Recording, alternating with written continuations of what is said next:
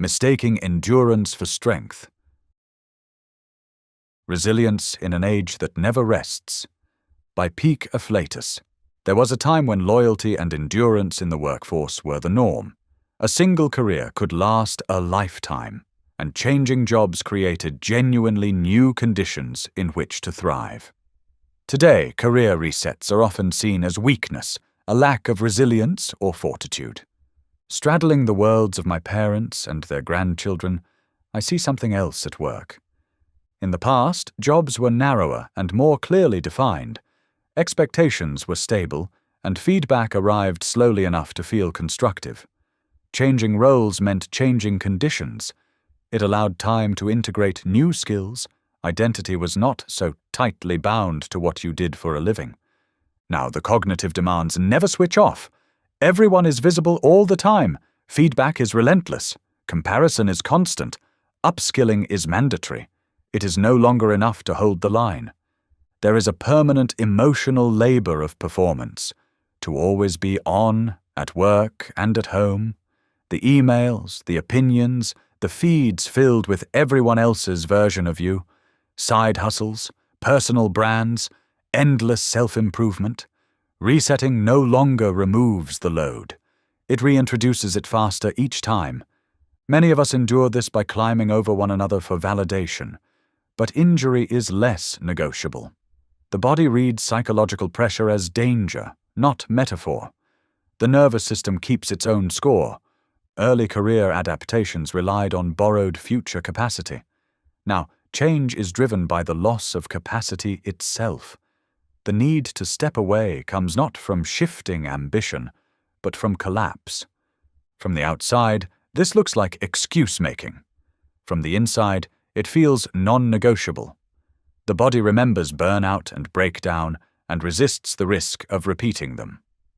Such was the intensity of my collapse that I am still surprised by the physiological responses it provokes. Simply drafting an email for a potential opportunity raises my pulse. Futures flash forward uninvited. Old tropes of failure surface. The nervous system rehearses outcomes long before the mind has chosen them. What looks like hesitation is, from inside, a body remembering danger.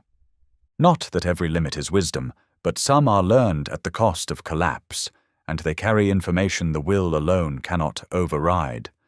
Damage accumulates. Resets cost years rather than months. The consequences become severe.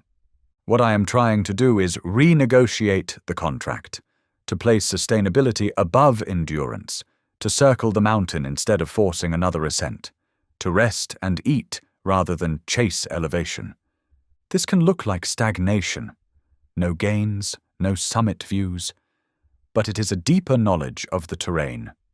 A discovery that there are more paths than peaks, and not all challenges need to come at once. I am learning to reject the need for approval and accept the discomfort of others' concern or disappointment. I am not refusing life. I am recognizing limits learned through trial and error. Because my mask once held so well, some see this as a temporary lapse that can be quickly corrected. They do not see the years of patterns beneath it, the hidden dramas, the swallowed costs that led here. Resilience shifts from enduring repeated injury to knowing when to stop. What once looked like strength now feels like damage. Discipline, once useful, can harden into a cast that restricts movement. When it is removed, the body becomes sensitive again. Aware, protective, afraid that one wrong collision will send it back to A and E. No one knows what the future holds. But as I think about this more than I should, I keep noticing how many exceptional lives were built by refusing the script I still feel obliged to obey, because they saw something in themselves that required a different path, achievements that would never have been possible had they obeyed the rules that once made so much sense. As technology accelerates and frustrates those who no longer have to live inside it, I am not convinced they can imagine what it means to inhabit this world day after day. If they could, they might ask how we lasted as long as we did, rather than when we intend to return. It seems to me that the work now is not endurance but discernment, not proving strength, but preserving capacity. Perhaps a different kind of resilience is being learned in real time, shaped by limits rather than ideals. This does not feel like retreat. It feels like a negotiation with reality to find ground that will hold. You have been listening to Peak Afflatus.